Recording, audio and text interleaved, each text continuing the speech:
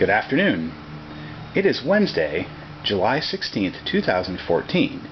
This is Jason Horak reporting on the ongoing adventures of the Dodge Daytona electric vehicle. So what we're looking at here on this particular project is we are going to be swapping out the shunt. So the shunt is simply a piece of metal in this box here that as the current flows through the batteries and out the, in this case, the negative of the battery pack, it's going through this unit and then it's measuring. I'll go ahead and show you what this looks like. And so this is measuring how much change happens between this point and this point. So these little sense wires here go to the meter that's in the dashboard, and so rather than pumping, up to 1,000 amps through the dashboard, it just shows that up to 75 milliamps will go from here to here, and it measures the difference between these 2 points, and so that's how it can tell by process of multiplication how much it actually is doing. So this reading will show about 75 milliamps when this is at a full 1,000 amp. It will show half that when it's at 500, and so on down to 0. So the whole idea is that, again, you're not passing your full current through the dashboard. So anyway, so this particular shunt is 1,000 amp, and you'll notice that I'm touching it without fear of being electrocuted. That's because, for one, this is only one leg of the pack, so this is the negative, and also I've got my safety disconnect turned off, so there is no current flowing through the battery at this point.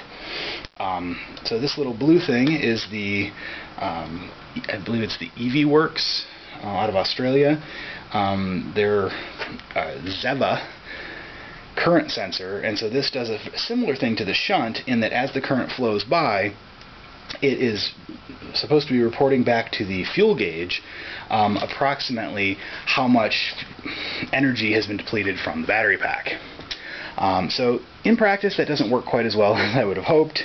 It has to do with, like, the calibration is very finicky, and you get it all adjusted and it works great sometimes, and then sometimes it'll just say that your pack is empty when it's not, and vice versa. So I don't really rely on that, but at least what it does is it fills up my gas gauge on the dashboard, so it looks like the gas gauge is doing something, which is better than just always saying that I'm out of gas.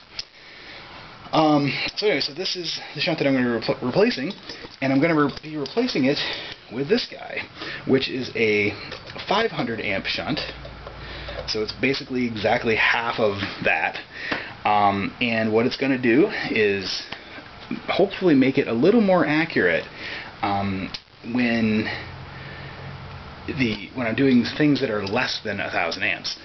What I've found in practice, yes, my controller can do 1,000 amp output, and when I'm drag racing, I'm dropping 1,000 amps through this guy.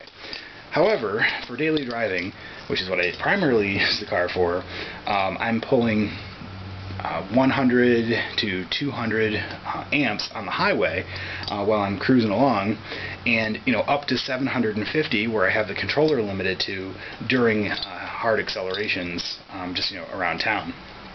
So I don't really need the full 1,000 amps. The advantage to going to a smaller shunt is that, in theory, this will be more accurate when tracking things that are between 0 and 500 amps than this one is. Sort of a factor of 2 of accuracy difference. And so when I'm charging, that's the other big thing, is when I'm charging, I'm doing 40 amps maximum based on my charger. So that means that I'm getting a lot of inaccuracy with this 1,000 amp shunt. Hopefully will be half as inaccurate with this one. Still not precise, again, but it will be better. And then this one should be able to handle the 1,000 amp draw when I'm drag racing for short bursts. We're talking a few seconds while I'm accelerating, but the rest of the time it should be fine. So anyway, so what I'm going to do is just swap out these 2 things. It's pretty simple. There's 2 bolts that hold the main wires on there, and then there's these 2 little screws that hold on the sense wires. And really that's it. I'm just going to swap those out and call it a day.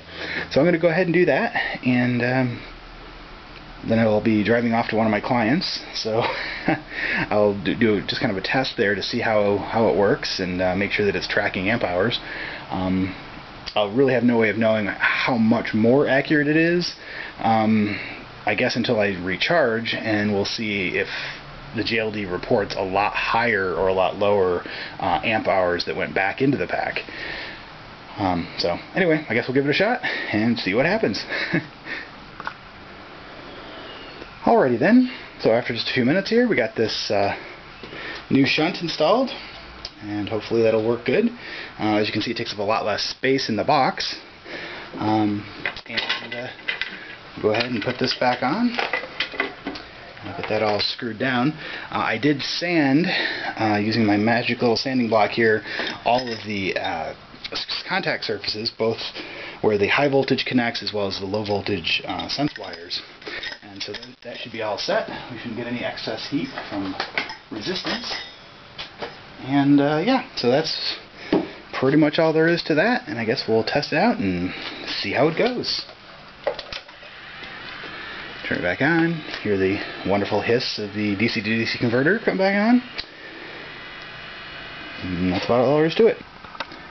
Alright, so with the shunt swapped out, what we're going to do now is we just need to calibrate our JLD 404 so that it actually responds accurately. I forgot to do that, and I was very confused why my amp draw was showing about double what it should be. And since I know the controller's capped at 750 amps, I was very shocked to see that I was pulling, 1200, 1300 amps on the JLD 404. Then it dawned on me that I really need to recalibrate it. So we can do that. It's pretty straightforward. I'll go into the settings, which is the Magic 36 here, and set. And then we get amp sense, which is set to 75 milliamps, which is the default, and the same for both of my shunts, so we leave it alone. And then we go to the low value, which should be 0, and then the high value for amps. And so as you can see, I've now set it for 500 instead of the 1000 that it was set to before, and that gives me a much more accurate reading. Still got 0 decimal places for the amps, which makes sense for this particular setup. And otherwise we're pretty much set. So we're at 199.8 volts, or 99.9. That's where it's kind of settled at. It's mostly charged.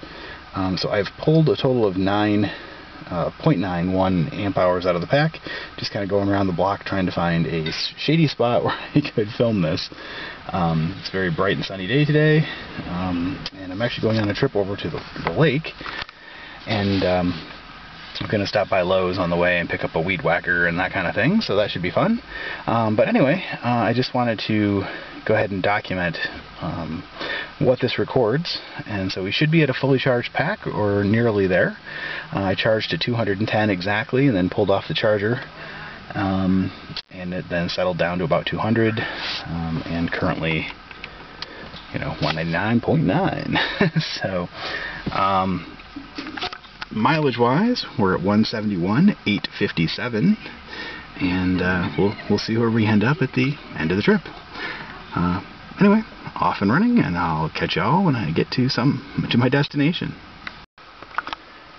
Alrighty, so it's incredibly bright right here, but we're over at the lake.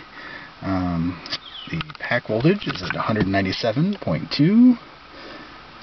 We burned exactly 61 amp hours, according to the JLD 404 with the 500 amp shunt. And our mileage is 171,890. So anyway, that's where we're at this point. We'll check back later as the day progresses. Okie dokie. So I'm back from the lake, and today's little adventure. The mileage at the end of the day was 171,932. The JLD 404 reports 192.7 volts and 139.9 amp hours consumed. So, for better or worse, that's what it shows. And I'm not really sure odd little, I guess it's a negative there. Just looks weird with the 1. But, yeah, anyway, 139.9. So I'm going to go ahead and get the car put into the garage and back on the charger. And I will be monitoring it very closely because I don't really know what's going on with the charger. It's kind of been flaky lately, where I don't really trust it to shut off in time. Previously I would plug it in, walk away, and trust that its voltage setting would cause the charger to terminate at the appropriate time. But lately I've been catching it. I'll just come out to check on it kind of randomly and notice that it's still pumping away, and I'm either at or over the voltage that it's supposed to be stopping at. And other times it stops at that voltage just fine. So it's not like a setting issue, it's like I don't know, it's variable. It seems to change without any rhyme or reason. So anyway, so I'm going to be monitoring the charge very closely as I plug it in here, and I'll try not to fall asleep and cause my car to have big problems. Alrighty then, so I let the charger do its thing. After about 3.5 hours of pumping in the full 40 amps, the voltage on the JLD 404 started to get close to that 210 volt mark, and I kept checking on things, made sure that the charger was shutting off like it was supposed to. And what I noticed was that as the JLD 404 reported 210, then 211, 212, and kept on climbing, that the charger was just porking in full power, 40 amps, and it wasn't throttling back at all. So it's definitely not shutting off as it's supposed to, and so I manually turned down the voltage, the amp knob, and that's where we're at right now.